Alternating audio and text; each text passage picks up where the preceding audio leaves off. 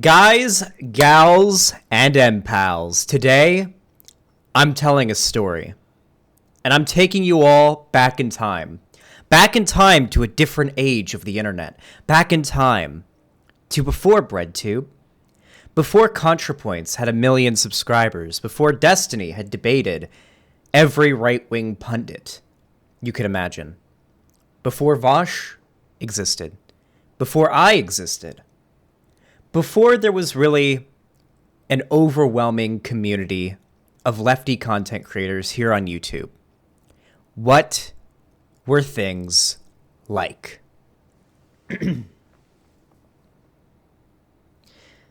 Back in 2014, Gamergate started. Now, Gamergate initially was supposed to be a movement of capital G gamers holding game journalists and other gaming publications accountable for their favoritism towards certain companies, certain publishers, and certain franchises. It was all about integrity in gaming journalism.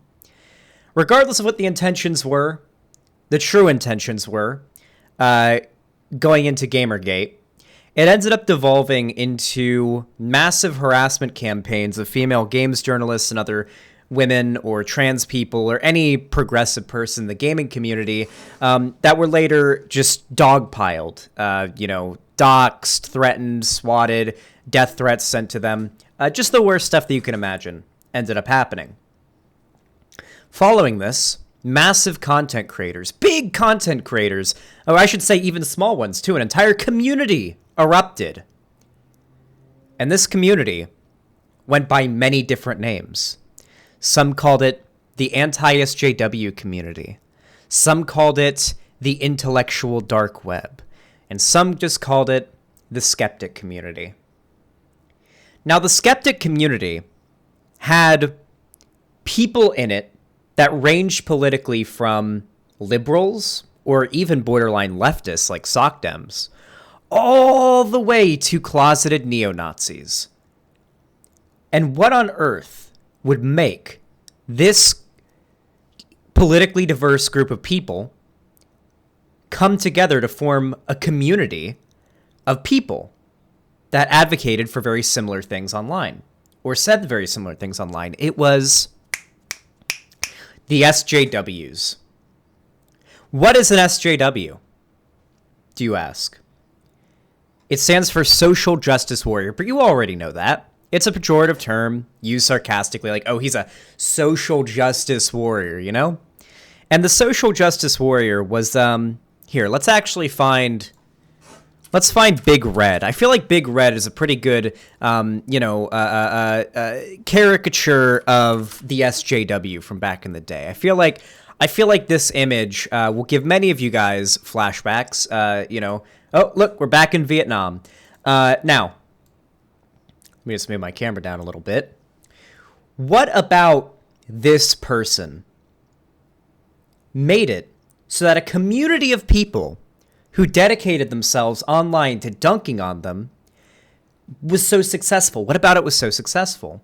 Well, the thing about your stereotypical SJW, the idea behind it is that the left is too afraid to talk about disagreements. That was the idea behind the SJW stereotype, right? The idea was that if you disagree with these red, pink, purple, blue, insert generally non-natural hair color, piercinged, college age, lefty teenagers, if you disagreed with them, they would have a breakdown and scream at you and call you racist, and they were just too afraid to debate in the marketplace of ideas. And this was helped along so much by these content creators that were left-leaning that would almost feed into the stereotypes. Now, don't get me wrong. Many of those content creators were harassed and bullied and shouldn't have really been expected to engage in the type of conduct that the skeptics wanted them to. People like Milo Stewart and Riley J. Dennis didn't need to go out and have a debate with these people. But regardless, their unwillingness to do so helped further one big narrative. The left is too afraid to debate. That was the narrative. The left is too afraid to debate. And guess what? At least from my perspective, when I was part of this community for a long time, this seemed to be the truth.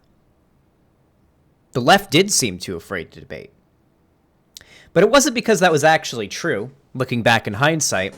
It was because there weren't very many lefty creators online that were on par in regards to fan base or notoriety with these large anti-SJW figures, the likes of Sargon and what have you, that could, go out there and debate them.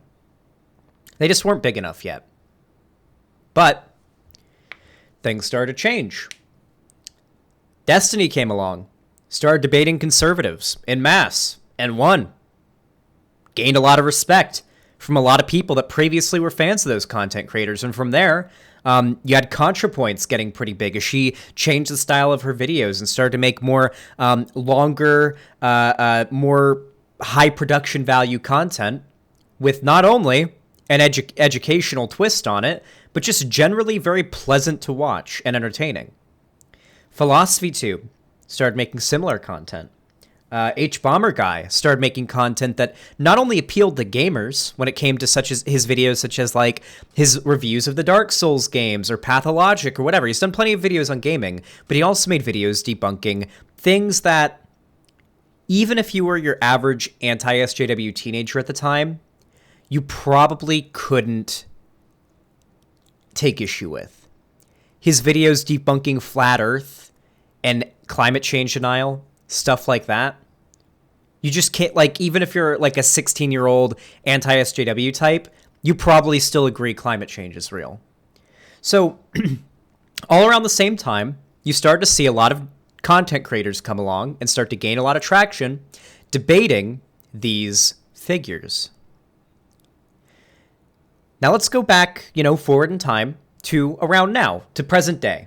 What's going on now? What's up? What's happening? What's going on? I'll tell you what's going on. There is now an entire community of left-wing content creators that are willing to debate conservatives. Panel shows, debate videos, debate channels and discords. I love debating people. I love practicing on random people that come in my chat and then debating larger figures. I love debating people. I see it like a video game almost, or like any skill, really. That's the thing. Debating is a skill. Now, you have this big community of people who like to debate. But the problem is, the right is still making that same claim. That's the big problem. There's now tons of lefty content creators and lefty pundits that are willing to debate, that jump on any opportunity to debate their ideas. Problem is, the right hasn't changed their messaging. They've continued to say the left is too afraid to debate. Until now, intro, Steven Crowder. This man right here. No doubt you recognize this man because of this little image right here. This image right here. Male privilege is a myth, changed my mind. This image of Steven Crowder sitting at this little table with the change my mind sign and his mug, looking very smug, of course, became a meme. Like, probably one of the biggest meme templates on the internet, and it still is. Look right here, look at this meme. I'm Dirty Dan. No, I'm Dirty Dan. And then change my mind. Look at that. Good meme. So, also true, Pop-Tarts are ravioli. Now, Steven Crowder is known for being possibly one of the biggest debate bros on the right. What Steven Crowder does is completely unannounced, without making it public where he'll be. He sets up his little kiosk here with the, blank statement, and then change my mind. And he interviews, or I should say, debates, college kids that just come along, people without as much media training or their NPC dialogue tree that Steven Crowder has memorized, and he debates these people. And he's got his little binder and everything with all of his sources and everything. So if you're just some random kid that comes along and wants to, like, you know, have a conversation with Steven Crowder, he's going to steamroll you because you're not a fucking debater. If you're some random college kid that stumbles across this media-trained, like, debate bro. However, and this is when we get to the real modern-day stuff, Steven Crowder was supposed to, a few years ago, debate another political pundit at Politicon, a political conference that oftentimes hosts debates. And this guy's name was Sam Seder. Now, Sam Seder has a pretty long history over the course of the years here. He's done acting. He's been in Hollywood for a while. He used to do political talk on the radio. He hosts the Majority Report. He is very well known for debating. He also voices a few characters in Bob's Burgers, if you've ever seen that show as well. He has a lot of voice acting still. So Sam Seder has been around for a while. He is also, and I am a completely straight man, and I'm willing to say this, he is also objectively a DILF. I mean, look at him. Of course. Come on. Now, Sam Seder is known for being quite the debater. He's left-leaning. He is more left-leaning than like the likes of John Oliver, to give you an idea. He's pretty damn left-leaning. He'd still probably be considered a liberal, but he's pretty fucking left-leaning. And he's not a big fan of the anti-SJW types, like Steven Crowder. So Steven, our boy Steven, was supposed to debate Sam Seder, this man here, at Politicon a few years back. However, Sam Seder received a phone call, little phone call from the people hosting Politicon that were scheduling the debate, telling Sam that Steven Crowder had, quote, gotten cold feet and had canceled the debate at the last moment. Crowder has done everything he can to deny this. However, Sam Seder recorded the phone call.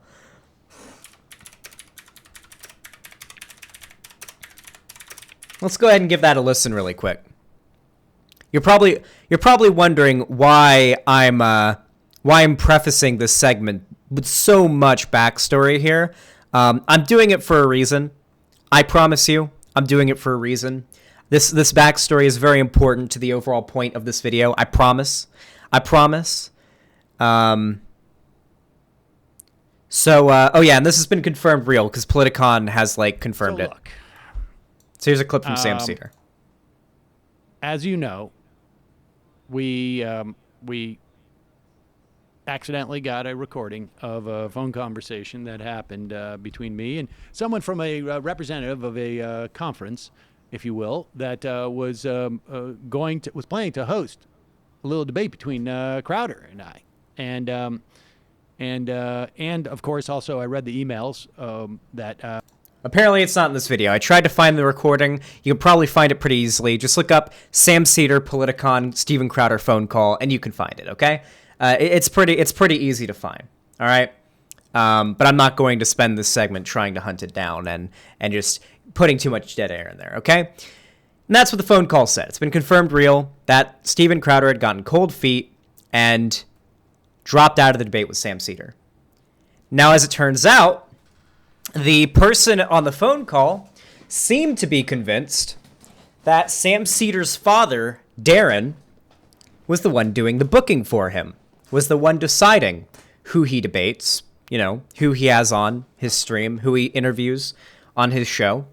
And so this basically spawned a meme, the Cold Feet Crowder meme, the movement even, the way of life, the ideology, the religion of Cold Feet Crowder, and also the idea that Steven Crowder's dad was like, son, you're going to get blown the fuck out by Sam Seder. You're going to get blown the fuck out by Sam Seder, son. Listen to me. You got to cancel. You got to cancel, son. You cancel right now. Your career's going to be fucking over. He'll end your career. All right? You're a dumb fuck. You debate college kids. You don't know how to debate actual political pundits that know what they're talking about and research these topics. You're used to debating 19-year-olds, Steven. So, Steven Crowder dropped out. And he denies the whether or not that he denies that call that Sam Seder recorded being true. He denies it, but Politicon themselves have come out and confirmed it. So we know Steven Crowder's a liar. Now, why is this all relevant? Well, recently, popular YouTuber H3H3, aka Ethan Klein. Opinions on him nowadays are pretty mixed, but back in the day, everybody fucking loved H3H3. Now, a lot of his old content actually used to be him making fun of, like, SJWs, right? Like, people he would, generally consider to be, like, SJWs, like the Humongous What video. Remember the Humongous What lady? Very, very annoying, horrible woman she was. But regardless, that was what, a lot of his earlier videos were. He and Hila, his wife, made some pretty fucking funny content. And everybody on YouTube loved Ethan and Hila Klein. H3H3 was considered, like, one of the gold standard channels. However, recently, mostly due to a combination of one, Ethan has been a lot more open about his left-leaning political views, and two, Ethan has done the unspeakable sin of speaking out against Keemstar, resident douchebag of YouTube, possibly the biggest douchebag of YouTube. And now, opinion on Ethan Klein is quite split online nowadays. He's still doing just fine, runs his own clothing brand, gets lots of viewers, but he spoke out against Keemstar, and he's openly left-wing. So his, like half the people on YouTube seem to hate him, half the people on YouTube seem to love him. And that seems to be where things are right now. However, Ethan Klein did a segment on his stream, his podcast, the H3 podcast, where he called out Steven Crowder. They're making fun of Steven Crowder. And Dan, one of Ethan's producers / editors on his stream, said, "And debate Sam Seder, you fucking coward," towards Steven Crowder. And that went viral. Now, Steven Crowder responded to H3H3, this guy who's known for making funny videos on the internet. He's just a comedian. He doesn't do political content. He talks politics occasionally on a show, very briefly. He's not a debater. He makes funny videos that are just, clipped together. Like, that's what he's known for. H3 is not like a debate guy. So Steven Crowder challenges Ethan Klein here, our boy, to a debate, which is pretty in line with Crowder, only challenging and accepting debates he knows he can win, and even says that H3H3 was going to be a layup. And the thing that Crowder wanted to debate H3H3 here on was a very important topic. He wanted to debate H3H3 on whether or not wearing masks is good during the pandemic, and whether or not people should get vaccinated, and whether or not you can trust scientists. This is an extremely important topic. This is a discussion in which people's lives are on the line based on what they believe. If someone decides not to get vaccinated, it's very possible they could get sick and get another person sick, someone who isn't, doesn't have as strong of an immune system, someone who already has certain diseases or conditions already that could kill them. This is a serious discussion. This is not, and also big tech, but whatever with that. But this is a debate topic that Steven Crowder has challenged Ethan Klein to, that is high stakes. This is a high stakes debate topic. So Ethan Klein did something that Crowder fans, many of them, consider cowardly, and Ethan Klein fans, and generally left-leaning people online, consider to be fucking awesome, including myself. H3H3 contacts Sam Seder and says, Steven Crowder wants to bring me on a show, and it's going to be in a Zoom call. I'd like to bring you in so you can debate Steven Crowder, and he'll have nowhere to run. And Sam Seder's like, okay, when's that happen? H3H3's like, this week. Sam Seder's like, okay. So Sam Seder ends his show early, an hour early, the day when Steven Crowder and Ethan Klein are supposed to debate. And weirdly enough, right before Steven is supposed to go and debate H3H3, and, H3H3 was going to surprise bring in Sam Seder, Crowder calls out. He says, "Oh, sorry, there's been an emergency with my pregnant wife. I got to go to the hospital. We can reschedule next week, though." Now, Ethan's theory following this is that Steven Crowder was watching Sam Seder's stream, worried that what they plan to do might happen, and just canceled because he suspected that since Sam ended stream early, he might be hopping on. But Sam Seder himself has admitted he didn't think that was true. He thought that was extremely unlikely, right? So the next week comes around. Sam Seder, just in case Ethan's hunch is true, pre-records the first half of his show and live streams that pre-recording as though it was live.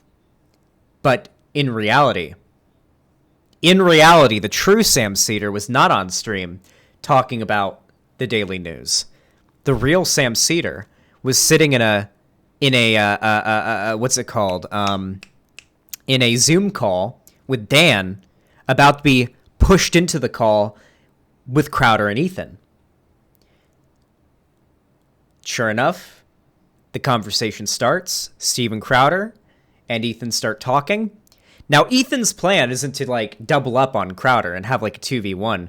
Ethan just plans to bring to Sam Seder in and just sit back and watch. Let them have the debate. Someone who's, a debater and another guy who's a debater have a debate, rather than this comedian on YouTube and this seasoned political commentator that is Steven Crowder having a debate.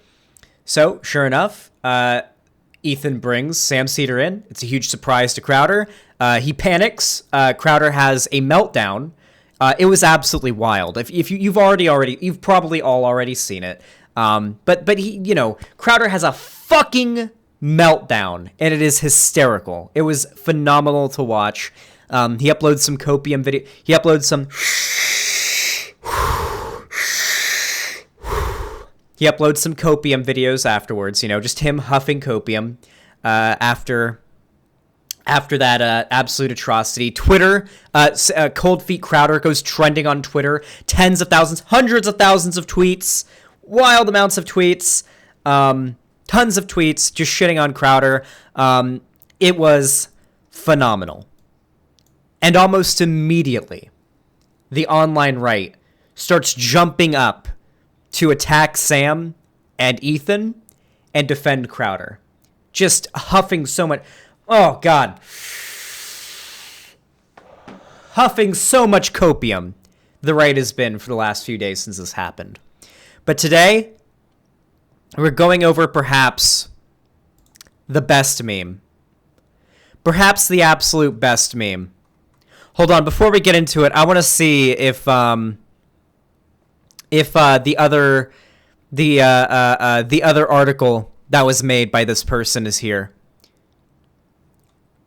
There was another article that the Daily Wire put out, I believe by the same writer as the article we're about to go over, where it talks about how the left is too afraid to debate. And it's from 2 years ago. I can't find it, but it exists. I saw a collage of it, and it's hysterical. Anyway, here it is. Opinion. Steven Crowder showed why we shouldn't engage with debate me bros. Oh, by the Daily Wire. I want to remind you guys, this same writer, I believe, but it was definitely the Daily Wire. I don't know if it was the same writer, but I think it was. Just a couple years ago, back in 2018, wrote an article on why the left is too afraid to debate. Just thought I'd point that out. Kind of interesting now. Look at that. The entire narrative that the right pushed for so long has changed. When there weren't really any prominent lefties that were out there debating right-wingers, it was always the left is too afraid to debate their ideas. They just want to call you racist and end the conversation there. But now that there are prominent lefty debaters out there, well, that's not it, Lonnie. This is why the left has to suppress free speech by Dennis Prager. Wow. That one says the left is too afraid to debate. Nice. But now the narrative has changed to why we shouldn't engage with Debate Me Bros, which is ironic because Crowder is the Debate Me Bro. He is the biggest Debate Me Bro besides maybe Ben Shapiro. Regardless, though, I love how the narrative has switched. And that's why the name of this video is going to be Why the Right is Afraid to Debate. And that's going to be the name of it. There is a relatively new social phenomenon that has appeared in recent years. Make sure, by the way, as I'm reading this, you guys are all spamming the copium emote, because that's all this is. This is just pure copium, pure damage control for Crowder, one of the largest right-wing political figures on the internet.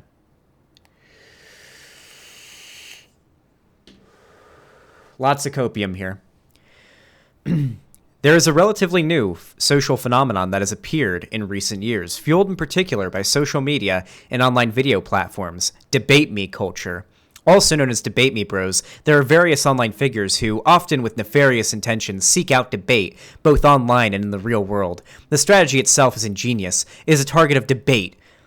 If the target of the debate... Wait, what? If the target of debate... It should be the target of the debate. Okay, whatever. If the target of debate accepts, then a low-risk opportunity for notoriety is provided with which the Debate Me Bro can promote their own ideologies, usually in front of an audience much larger than their own. Now it's the left is smaller than the right, and so the only reason they debate is to get prominence. If the target of debate declines, then the Debate Me Bro can claim hypothetical victory by repacking such refusal as ideological cowardice on the part of their opponent. This just reads as like pure shower thoughts, like someone watched someone watched the Crowder thing, saw it all go down, got in the shower and cried for a little bit, and then just like thought about the best way to do damage control for the online right now. Because you have to understand, this entire debacle reached normies, okay? This went mega trending on Twitter. The amount of normies that this reached, the amount of people who'd never heard of Steven Crowder before outside of maybe the Change My Mind meme that are now hearing Cold Feet Crowder, Steven Crowder is a coward, the right-wing debate bros are cowards. The amount of normies who've now heard that, who've been exposed to that narrative, is really bad for the online right. Even Crowder's own fans are calling him out too. We can go to the comment section too. Of course, this tactic ignores the obvious reality that every individual has the right of freedom of association, and there is no God-given right to social interaction or the platform which everyone else has built. Imagine a right-winger making this same argument in 2014. Can you even imagine that? Back when the right was saying that Anita Sarkeesian was too much of a pussy to debate Sargon of Akkad?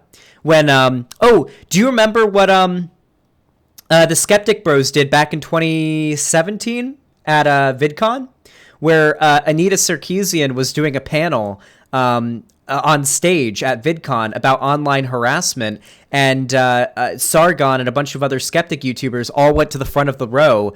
They got seats in the front row, so they'd be like 10 feet away from Anita Sarkeesian to like throw her off. Remember that? You guys remember that? You all remember that, right? And then Anita had like a breakdown about it, and everyone made fun of her because she's too afraid to debate the intellectual like right or whatever, right? No, this is a brand new. This is a complete flip flop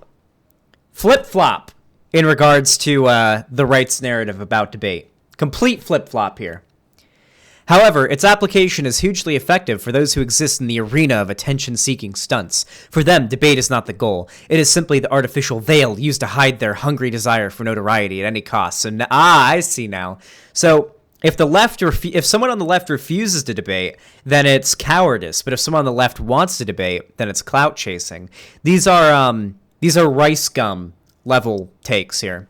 Such an attempt was on full display as H3's Ethan Klein labeled conservative commentator Steven Crowder a coward after Sam Seder crashed Klein's debate with the host of Louder with Crowder, understandably refusing to engage in a debate following the bait and switch. After all, would you be expected to continue a date if your partner was replaced halfway through the evening? No, because that's not what debate is about. Steven Crowder talks about how he respects anyone who's willing to step into the ring of debate, how he just wants to talk about the issues. Why does it matter who he's talking to about the issues? If Steven Crowder is so confident that he's correct about his opinions and he just wants to have conversations about the issues. Why does it matter who he's doing it with? Sam Seder has over 1 million subscribers. That's not no one. Come on. This obvious and arguably pathetic desperation for attention is unfortunately an extreme example of what debates have become. Long gone are the days of substantive discussions on actual issues. Instead, a debate is now little more than an opportunity to gain attention for oneself by any means necessary. If this can be achieved without even discussing the supposed debate issues, all the better. This isn't to say that true debates are now impossible. Long-form discussions between two honest parties acting in good faith can still happen. However, such events don't achieve the necessary outcomes for many who exist in the short-term and reactionary world we now occupy. Nice one, Daily Wire. Let me go ahead and throw you guys once again back in time to, the golden days of debate culture this person is referencing. Or how about this? Let's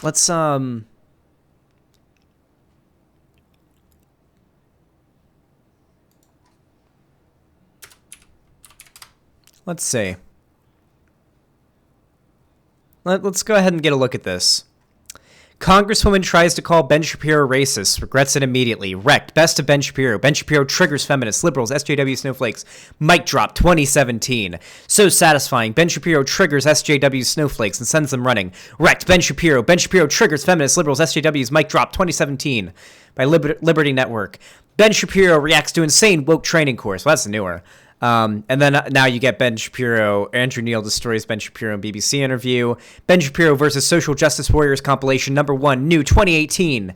Ben Shapiro snacks down Black Lives Matter. It has nothing to do with race. Ben Shapiro dismantles third wave feminism. This is Ben Shapiro, who is arguably the face of the Daily Wire, is he not? Doesn't Ben Shapiro run the Daily Wire? Am I wrong about this? Doesn't Ben Shapiro literally run the Daily Wire?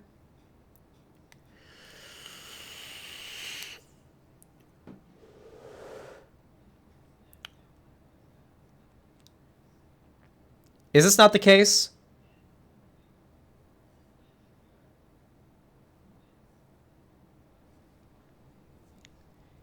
I'm pretty sure he's the CEO of the Daily Wire. Ah, I see. Okay. That's pretty ironic.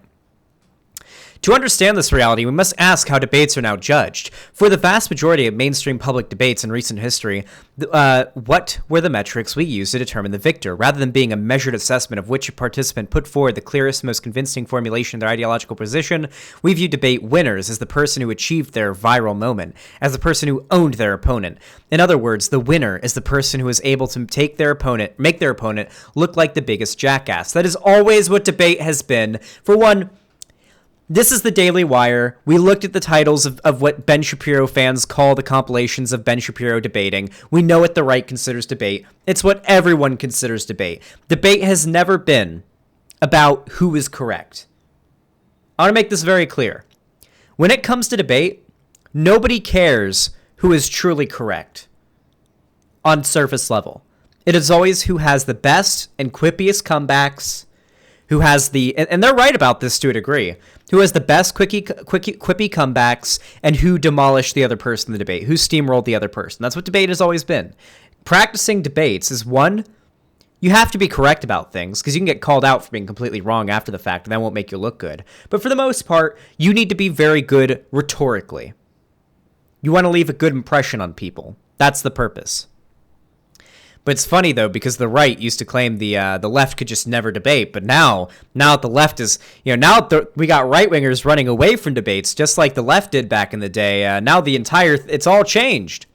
While this may seem advantageous for those who seek to climb the ladder of fame through such actions, the inevitable losers are those who will still look to the debate platform as a way of following correct viewpoints to rise above incorrect viewpoints. Until the metrics of our public debates encourage objective and good faith conversation as opposed to standing as opportunities for snide, insidious gotcha moments, I, for one, will not be participating.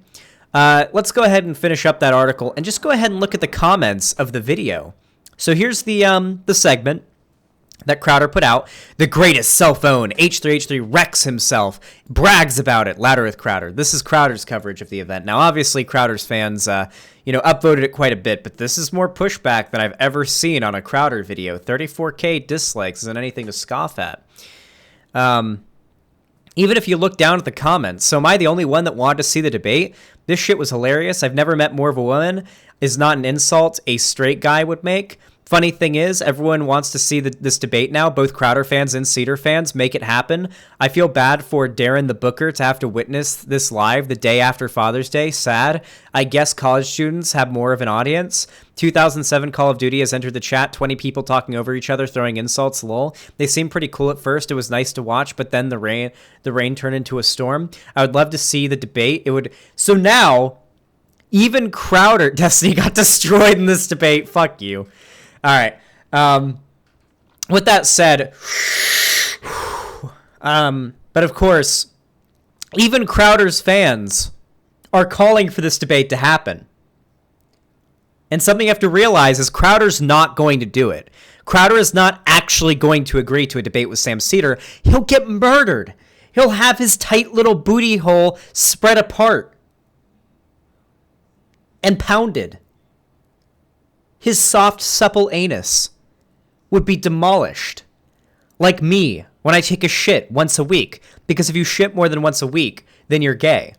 It's true. If you're a guy and you shit more than once a week, you're gay. I'm a straight man, so I only shit once a week. Anyway, with that said, now Crowder's fans are pushing to debate Sam Seder. And what's going to happen when Steven Crowder, who's known as this guy who will debate anybody, what happens when Steven Crowder continues to ignore his audience's call to debate Sam Seder? What do you think's going to happen? Personally, I think a lot of people... Oh, Riley Grace Rashong, thanks for the raid. I appreciate that. Welcome, RGR fans. Welcome to the cum zone, as I call it, the MILF zone. Anyway, what do you think's going to happen when all of these Steven Crowder fans they want to see Sam Seder and Steven Crowder debate, even if they're fans of Steven Crowder? What happens when they realize that Steven Crowder, after years, has been ducking Sam Seder? What happens after Steven Crowder's entire comment section is telling him to debate Sam Seder and he still refuses to do it? What the fuck is going to happen? What do you think is going to happen in Steven Crowder's community? They're going to realize he's a coward and he's going to lose a lot more support. It's only a matter of time. Not to mention, and that's assuming it happens before Steven Crowder gets permabanned from YouTube for constantly breaking TOS basically every stream. That's more or less how it's going to go. Anyway, though, that's more or less all I want to talk about. The right is afraid to debate. It's as simple as that. The right has always been too afraid to debate anyone who's actually knows what they're talking about. Not there are people who know what they're talking about out there debating right-wing figures. Now they're all skittering away like hermit crabs retreating into their shells. And honestly, it's pretty pathetic to watch. And it's nothing new either. Hold on.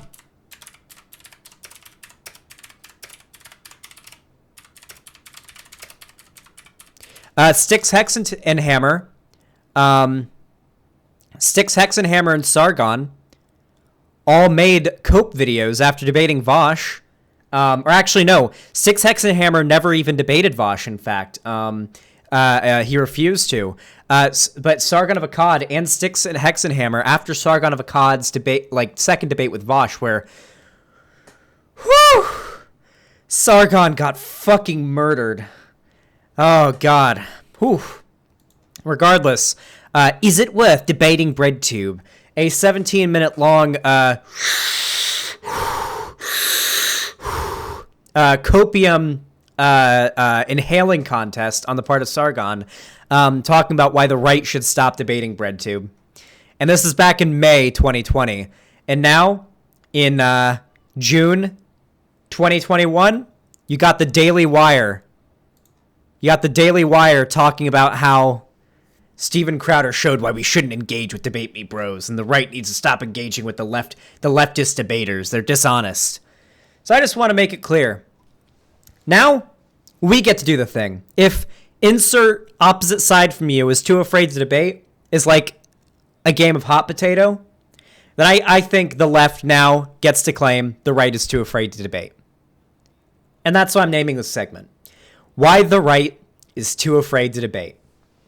Hopefully you enjoyed this beautiful little story I just got to tell. It was quite enjoyable for me, personally. Clearly there's 407 of you, so you guys found it pretty entertaining. Anyway, if you enjoyed this video, please leave a like, subscribe, ring the bell icon if you haven't already, so YouTube actually notifies you when I go live or upload a new video.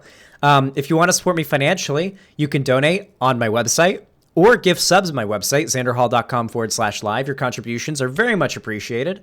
You can also donate or hit the join button to become a channel member on YouTube, or you can prime sub or just normal sub on Twitch, or even sub to me on Patreon. Not to mention, down in the description, we also have some fantastic things you can do. You can follow me on Twitter, Instagram, and TikTok. You can also join my fan Discord, and I've got merch. Did you guys know I have merch? Because I do. I have merch in the description. You can buy merch, shirts, hoodies, all sorts of things. You guys can pick up your Xander Hall merch. So, yeah. Anyway, guys, thank you all so much for watching, and I hope you enjoyed. Have a good one.